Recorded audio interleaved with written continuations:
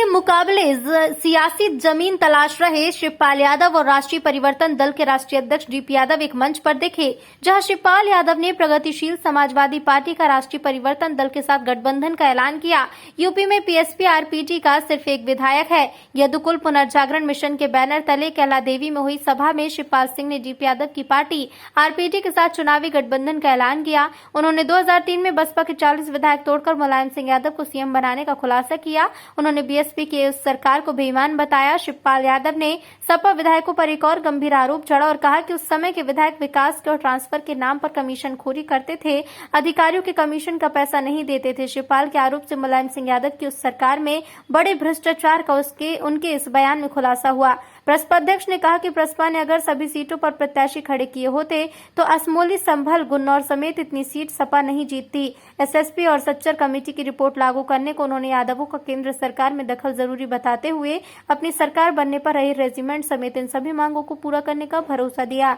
मुलायम सिंह यादव के धुर विरोधी संभल के पूर्व सांसद बाहुबली डीपी यादव भी शिवपाल के साथ मंच पर कंधे से कंधा मिलाकर मौजूद दिखे। कार्यकर्ता को सम्मान दिया जाता है और सम्मान देने का काम शिवपाल यादव जी ने किया था। अपने नहीं बोलोगे मुझे पता है, लेकिन ये सवाल घर से लेके आए हो। आज जान लो, ये संगठन पार्टी बनाने के लिए नहीं, उन लड़ाइयों के लिए बनाया गया है जो लड़ाइयां पार्टियां नहीं लड़ पा रही हैं। जैसे ये हॉस्पिटल सिरसी के बजाय यहां आए, ये आवाज कोई पार्टी नहीं उठा रही है, इसलिए ये आवाज ये दुख है। कितने लोग मानते हैं कैला देवी में खोला जाए?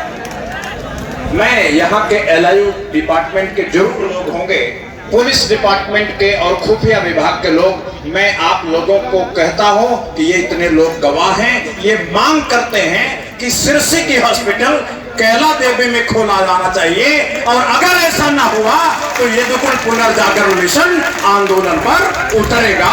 और हर परिवार में एक बेटे और बेटी को जरूर नौकरी मिले। हम चाहते हैं, मुख्यमंत्री ने कहा तो है, लेकिन अभी वो काम अधूरा है। हम फिर मुख्यमंत्री जी से अपील करते हैं कि जो कहा था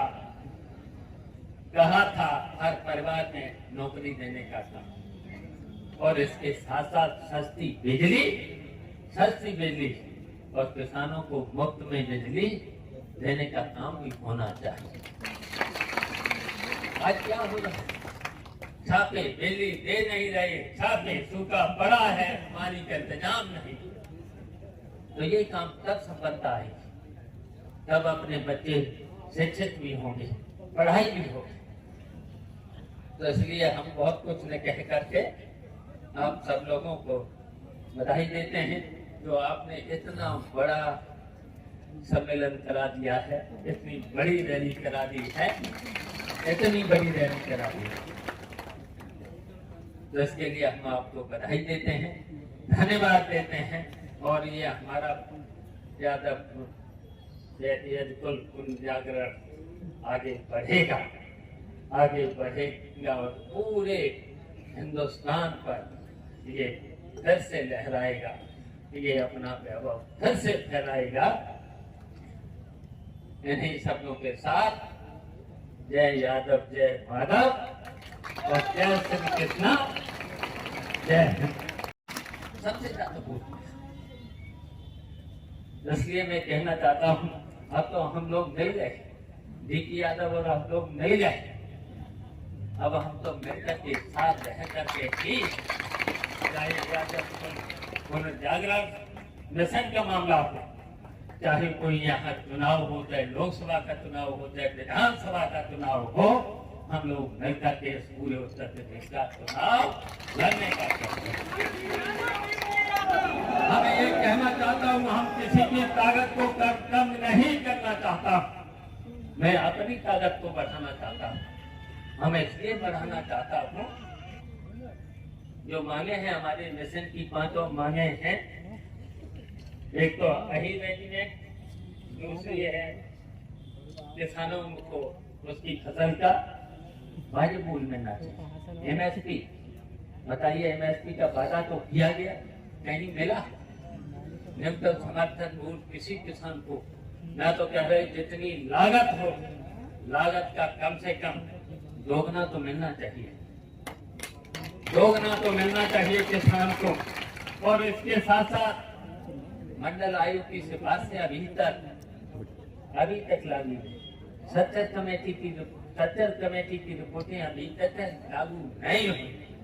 रघुनाथ मिश्र की सिफारिशें अभी तक लागू नहीं हुई है, ये लागू होना चाहिए, तब न्याय मिलेगा, तब सामाजिक न्याय मिलेगा।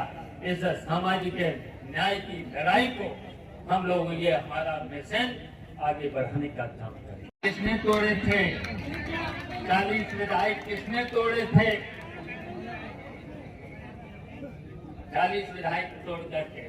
सबसे ज्यादा विधायक थे, 144 विधायक थे, लेकिन उत्तर प्रदेश के गवर्नर ने उस कोसी पर निमंत्रण तक नहीं दिया था। उसके बदले में फिर हमने 40 विधायक बसपा के तोड़ करके, तब परेशानी थी तो शासन में बेईमानी कितनी हो रही थी, तब भी बहुत सी तकलीफें थी। उत्तर प्रदेश की जनता को कितनी तकलीफें थी। मैंने 40 विधायकों को तोड़ करके नेताजी को इस उत्तर प्रदेश की कुर्सी पर बैठा रहा था। और फिर नेताजी ने और कहां से चुनाव लड़ा था? इसी गुंदौर से आपने मुख्यमंत्री बनाया था। फिर विकास का काम तो वहीं से शुरू हुआ था। किसने सड़कें बनाई थी बताइए? किसने पुल बनाई थी? अनूप साहब का पुल किसने बनाया था? ऐसे सड़कें जो चौड़ी चौड़ी सड़कें हैं, बताओ, जैसे आप चल रहे हैं हम लोग, 5 साल में तो कोई काम हुआ नहीं है सड़कें पे, तब भी कितनी बढ़िया सड़कें चल रही। बिजली का काम और कितने ट्यूबवेल लगा दिए थे। पानी की यहाँ कितनी दिक्कत थी, कितने ट्यूबवेल लगाए थे, याद करो। जो भी पर्चा दे देता था सड़क का, ट्यूबवेल का, और कोई काम बताइए हो जाता था। और यहाँ तक कि हमें तो याद है, यहाँ जो एमएलए बने बैठे हैं, पहले तो रिश्ता भी निकालते थे। कौन सा रिश्ता? जीजा साली का। और बताइए वो जीजा, बताओ, जो रिश्ता बनता है कभी तोड़ा जाता है? बताओ, 16 के बाद वो रिश्ता कहाँ चला गया? कहा था अगर हमारी सरकार बनी होती तो मैंने भी कहा था कि हर परिवार में एक बेटे और बेटी को नौकरी देने का काम करें। मैंने इसलिए कहा था शिक्षा भी जरूरी है। आज के समय में शिक्षा जरूरी है। बधाई देना चाहते हैं डीपी यादव को, शिक्षा के बारे में बहुत कुछ काम किया है। हम नेताजी को भी बधाई देना चाहते हैं।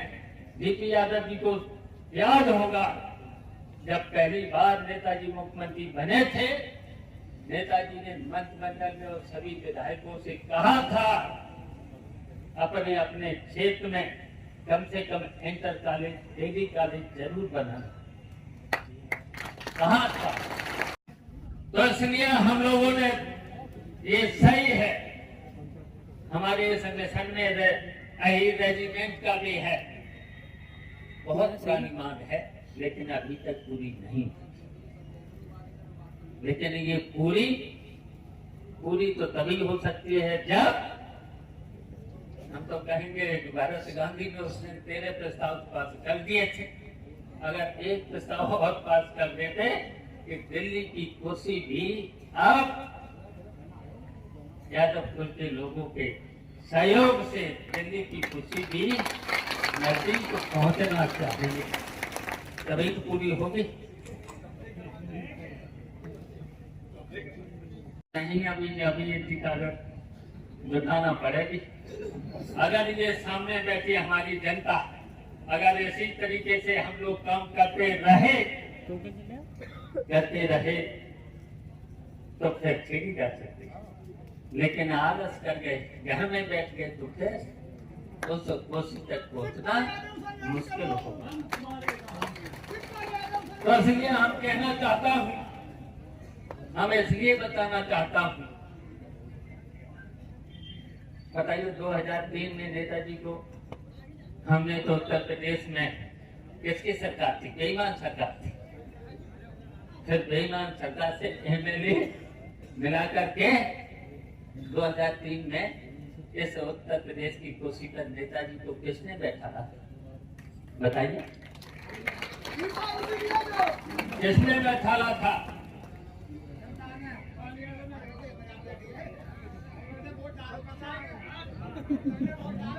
चाहते हैं डीपी यादव जी ने बहुत अच्छा काम किया और हम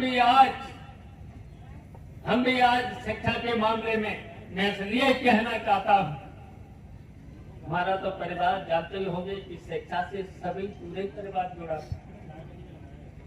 अगर हम राजनीति में नहीं आते तो हो सकता था हम भी शिक्षक होते, हमारा भी अपॉइंटमेंट हो गया था, लेकिन नेतागिरी में आने के बाद मैंने वो शिक्षक का पद छोड़ दिया था।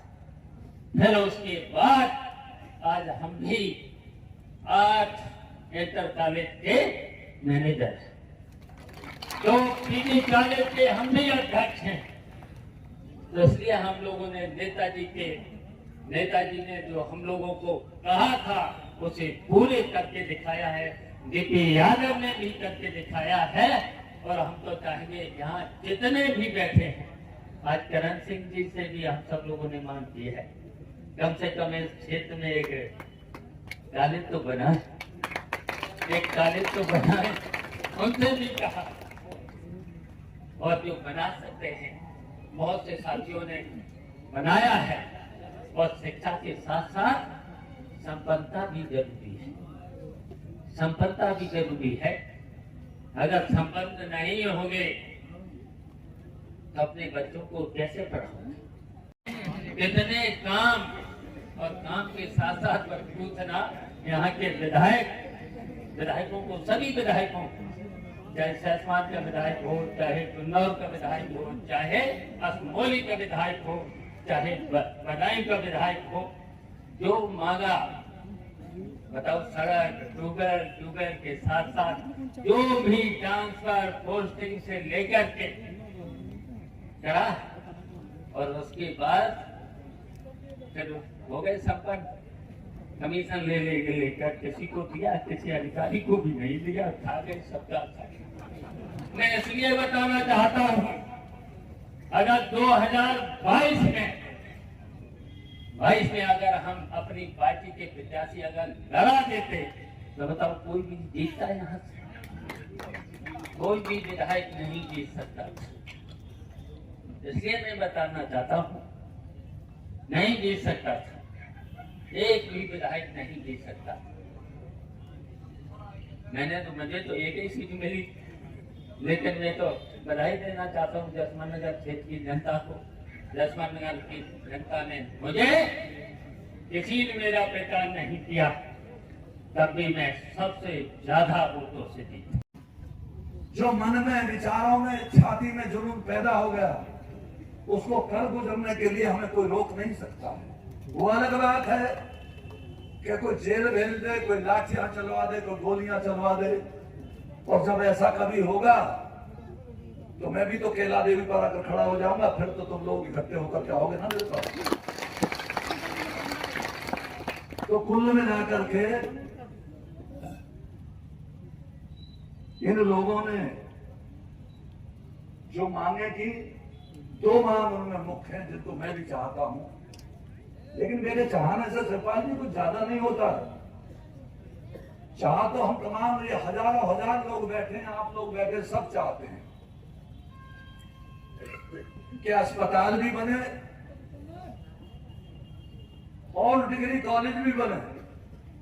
तो डिग्री कॉलेज बनाने का वादा तो मैंने कर लिया और उसे निभाऊंगा, लेकिन अस्पताल बनाने की बात अपने विधायक से क्यों नहीं करते तुम लोग? जब लाइन लगा के वोट देकर दूसरे को कौनी मार के पीछे करके वोट डालते हो, तो आप क्यों नहीं कह सकते? क्योंकि क्षेत्र में, गांवों में जो बीमारियां हैं, इधर उधर के लोग तो मेडिकल कॉलेजों में और आने जा सकते हैं। केला देवी का आदमी दौड़ेगा तो कहां को, किधर को जाएगा? इसलिए उस अस्पताल को अपने क्षेत्र में खुलवाने की मांग करो आप। सहयोग हम लोग भी देंगे, ये नहीं कि आप लोगों से मना किया। इसलिए और तुम जो इकट्ठा होकर के जो कुछ कहो, भाई हमसे शिवपाल जी जब वादा कर चुके हैं कि हम दोनों लोग साथ साथ आपके बीच रहेंगे, पूरे उत्तर प्रदेश में नहीं पूरे हिंदुस्तान में साथ साथ जाएंगे, अपनी बात कहेंगे, उसे मनवाने का काम करेंगे, तो हमें बता देना भाई, हम लोग भी आपका साथ जहां भी आवाज दे दोगे वहां आपके साथ आकर के खड़े हो जाएंगे। लेकिन तुम्हारा भी तो कोई अधिकार है। ये बाबा साहब अम्बेडकर ने एक आवाज दी थी संविधान के रूप में इस देश में, और कहा था कि टाटा बिरला मोदी, मैंने एक अधिकार दे दिया है उस गरीब को जो झोंपड़ी के आखिरी छोर में बसता है, जिसके पास दीपक नहीं है, रोशनी नहीं है, खाने की रोटी नहीं है, पहनने के कपड़े नहीं है, लेकिन एक अधिकार मैंने उसको ऐसा दे दिया है कि जो तेरी वोट की कीमत है वही कीमत उस गरीब की वोट की होगी।